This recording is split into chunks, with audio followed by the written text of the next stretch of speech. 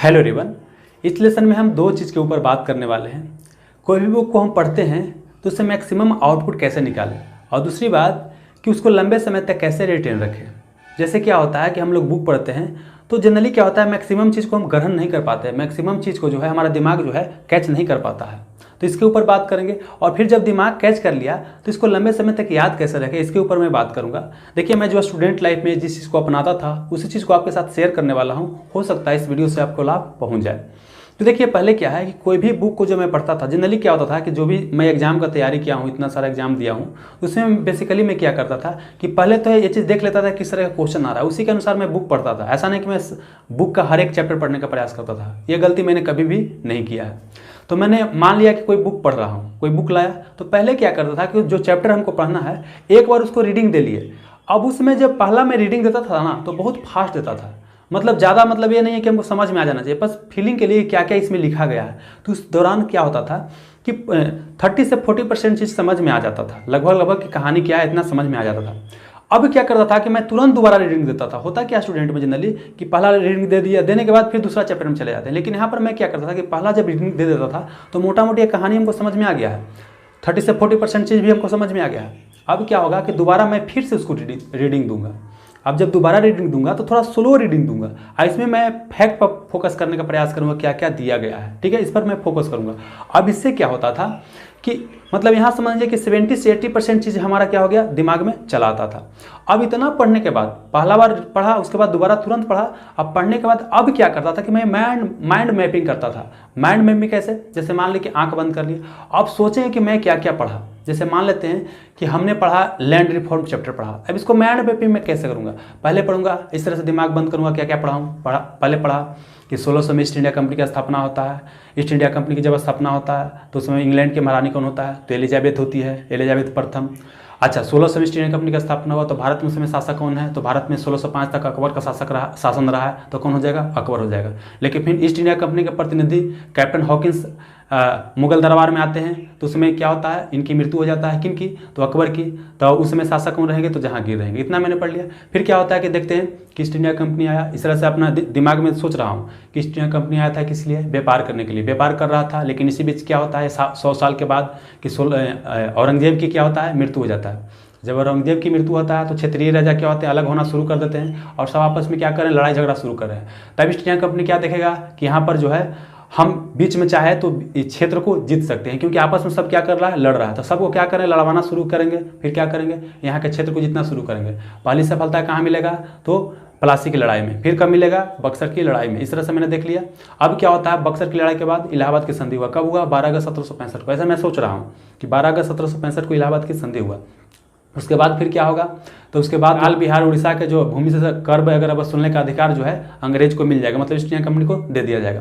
तो फिर क्या करेंगे कि 6-7 साल तो कुछ नहीं करेंगे। 1765 में संधि हुआ है तो 6-7 साल कुछ नहीं करें। अब क्या करेंगे, 1772 की बात करते हैं। तो यहाँ पर क्या होगा, बारंग हेस्टिंग जो होता है बंगाल का गवर्नर जनरल रहता है, तो वो क्या करेगा कि भूमि को क्या करेगा, सुधार करने का प्रयास करेगा। भूमि का सुधार करने का मतलब क्या है कि उस समय आय का 2 सोर्स था, या तो व्यापार या तो क्या, भूमि।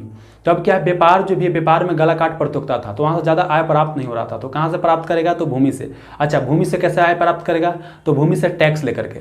तो टैक्स के लिए ही क्या किया जाता है, अलग अलग तरह का सुधार किया जाता है। मतलब बोला जाता है अंग्रेज द्वारा क्या है कि भूमि बिगड़ा हुआ है, उसको क्या करना है, सुधारना है। ऐसे से मैं सोच रहा हूँ कि ऐसे सब हो रहा है। अब क्या देख रहे हैं कि बंगाल में क्या करेगा, इजारेदारी व्यवस्था की शुरुआत किया जाए, किसके द्वारा, वारेन हेस्टिंग के द्वारा। कब, 1772 में। इसमें क्या किया गया कि जमीन की बोली लगाया गया। जमीन की बोली लगाने के बाद क्या होता था कि जो मैक्सिमम बोली लगाता था उसी को जमीन दे दिया जाता था। कैसे, जैसे सिनेमा में जिससे बोली लगता है ना, उस तरह से रिलेट करेंगे, जो ज़्यादा बोली लगाएगा उसको जमीन दे दिया जाएगा। अब पहले क्या होता था कि 5 वर्ष के लिए जमीन पर बोली लगाया जा रहा है। फिर क्या हो रहा है कि 1 वर्ष के लिए जमीन पर बोली लगाया जा रहा है। मतलब 5 वर्षीय ठेका से क्या हो गया, 1 वर्षीय ठेका हो गया। अब क्या होता है कि जो जमींदार, मतलब जमींदार या ठेकेदार बोल सकते हैं, जो ठेकेदार जमीन का बोली लगा करके लेता था वो तो चाहे कि मैक्सिमम टैक्स वसूले। अब चूंकि क्या है, जमीन पर उसको 1 साल के लिए अधिकार दिया गया है, तो जाहिर सी बात है वो क्या करेगा, जमीन को उत्पादकता बढ़ाने पर कोई प्रयास नहीं करेगा और सिर्फ क्या करेगा कि कर वसूलने का प्रयास करेगा। इस कारण क्या होता है कि किसान की हालत बड़ा दयनीय हो जाता है। जबरदस्ती उससे कर वसूला जाता है और इतना ज़्यादा कर होता है कि वो दे पाने में सक्षम नहीं हो पाता है। जैसे जाहिर सी बात है, अगर कोई वहाँ पर ठेकेदार जो है अगर 1 लाख रुपया बोली लगाया होगा, तो वो चाहेगा क्या कि हम 1.5 लाख वसूले और उतना उत्पादन हो नहीं रहा है, तो क्या करेगा, किसान का शोषण यहाँ पर बढ़ जाएगा। किसान तो अपना खेत से टैक्स दे ही रहे थे, जानवर उनवर सब बेच के देना पड़ जाएगा, ये हो गया। फिर देखेंगे क्या कि समस्या क्या होता है, सुलझने के बजाय क्या होता है और उलझ जाता है। तो फिर क्या आएगा, फिर एक नया बन के कोई आएगा यहाँ का गवर्नर, तो उस समय क्या होता है, लॉर्ड कॉर्नवालिस आएगा। लॉर्ड कॉर्नवालिस आएगा तो क्या करेगा, उसको यही बोल के भेजा जाता है कि भाई आपको भूमि सुधारना है, तो वो क्या करेगा कि यहाँ पर शुरू करता है अस्थायी बंदोबस्त। अस्थायी बंदोबस्त को और क्या बोलते हैं, परमानेंट सेटलमेंट। परमानेंट सेटलमेंट इसी को इस्तेमारी बंदोबस्त भी बोलते हैं। इस तरह से मैं सोच रहा हूँ, इस तरह से मैं देख रहा हूँ क्या क्या हो रहा है। कब शुरू किया गया, तो शुरू में 1790 में शुरू किया गया, लेकिन इसको 1793 में क्या किया जाता है, जमींदारों के साथ अस्थायी कर लिया जाता है। समझौता किसके साथ हुआ, तो जमींदारों के साथ। क्या समझौता होता है भाई, कि आपको जमीन पर टैक्स हमेशा के लिए फिक्स कर दिया गया और आपको क्या है, जमीन का मालिक बना दिया गया। कहाँ कहाँ लागू किया गया भाई, तो कहाँ कहाँ लागू किया गया, तो बंगाल, बिहार, उड़ीसा और बगल में कौन है, बनारस, पूर्वी हिस्सा में मतलब लागू किया गया। और साथ ही क्या है कि भारत के दक्षिणी हिस्सा में थोड़ा सा कर्नाटक में लागू किया जाएगा। मतलब मुख्य रूप से क्या है, भारत के पूर्वी हिस्सा में लागू किया जाएगा। ठीक है, अच्छा अब क्या होगा, इसके बाद फिर कौन आएगा, मतलब यहाँ कुछ कमी होगा। देखिए जब मैं बताने लगूंगा तो इसमें बहुत सारा चीज़ है। अभी भी बता सकता हूँ कितना टैक्स फिक्स किया गया, तो 11 भाग जो है टैक्स के रूप में फिक्स किया गया, जिसमें 10 भाग किसको देना होता था, तो 10 भाग अंग्रेज को देना होता था और 1 भाग किसको रखना होता था जमींदार को। और ज़्यादा टैक्स वसूलाएगा तो कौन रख सकता है, जमींदार रख सकता है। तो इस तरह से देखें क्या कि जमींदार क्या हो जाएगा, माला माल हो जाएगा, क्योंकि ज़्यादा टैक्स वसूला है तो जमींदार क्या हो जाएगा, माला माल हो जाएगा। तो यहाँ पर जो जमीन का मतलब जो ये सिस्टम शुरू किया गया, इसमें सबसे ज़्यादा फायदा किसको हो, जमींदार को। इसमें जो है बहुत सारा फैक्ट है, क्या क्या होता है, प्रावधान है, तो उतना मैं आपको डिस्कस करने वाला नहीं, मतलब मैं इतना मैं सोच लिया हूँ, सब चीज़ सोच लिया हूँ। फिर क्या देखेंगे, इस सिस्टम के बाद फिर क्या आएगा, तो रैयतबाड़ी आएगा। रैयतबाड़ी में क्या होगा, रैयत मतलब किसानों के साथ समझौता किया जाएगा। यहाँ पर क्या हो रहा था कि जमींदार बीच में मिडिल मैन आ जा रहा था, कहाँ पर, अस्थायी बंदोबस्त लागू किया गया। तो फिर यहाँ पर क्या आ जाएगा, मिडिल मैन की समाप्ति हो जाएगा और यहाँ पर कौन आ जाएगा, आपका रैयत आ जाएगा। रैयत मतलब किसान, मतलब यहाँ पर समझौता किसके साथ किया जाएगा, किसानों के साथ समझौता किया जाएगा। तो भारत का जो नीचे वाला हिस्सा होता है, दक्षिणी हिस्सा, मद्रास, बम्बई की बात करते हैं, यहाँ पर क्या लागू किया जाता है, तो आपको रैयतबाड़ी सिस्टम लागू किया जाता है। तो अस्थायी बंदोबस्त कितने भाग में लागू किया गया, तो 19% भाग में। और रैयतबाड़ी कितने प्रतिशत भाग में लागू किया गया, तो 51% भाग में।